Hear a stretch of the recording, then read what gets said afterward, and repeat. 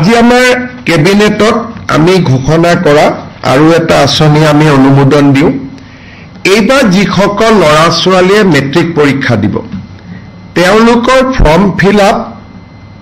অক্টোবৰ মাহৰ 10 তাৰিখে সামৰণি পৰিব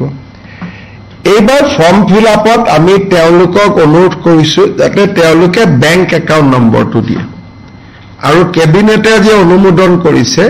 যে 1 নৱেম্বৰৰ পৰা মেট্ৰিক শেষ নোহোৱা পৰ্যন্ত প্ৰত্যেকজন উচ্চতৰ HSLC মেট্ৰিক পৰীক্ষাৰ্থীক আমি প্ৰতি মাহত 300 টকাকৈ তেওঁলোকৰ বেংক একাউণ্টত দিম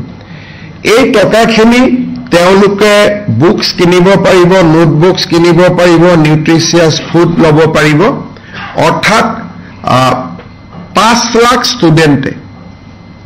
মাহত 300 টকাকৈ অলমোষ্ট আমি মেট্ৰিক কোন মাহত হয় নাজানো যদি এপ্ৰিলত হয় 6 মাহৰ কাৰণে পাব যদি ফেব্ৰুৱাৰীত হয় 4 মাহৰ কাৰণে হ'ব যদি মাৰ্চত হয় 5 মাহৰ কাৰণে পাব তাৰ মানে কোনো মেট্ৰিক ক্যান্ডিডেটে নিউট্ৰিচিয়াছ ফুড বা কিতাপ পত্ৰ কিনাৰ পৰা বঞ্চিত হ'ব নালাগে নিজকে মেট্ৰিকৰ কাৰণে প্ৰিপেয়াৰ কৰাৰ কাৰণে তেওঁলোকে 300 টকা লাভ কৰিব প্ৰত্যেক মাহত আৰু এই আঁচনিটো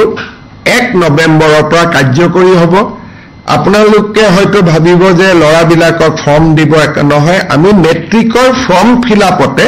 তেওঁলোকৰ বেংক একাউণ্ট নম্বৰটো লৈ লম আৰু তেওঁলোকে পুনে পুনে তেওঁলোকক আমি 1 নৱেম্বৰৰ পৰা 300 টকাকৈ দিয়া আমি আৰম্ভ কৰিম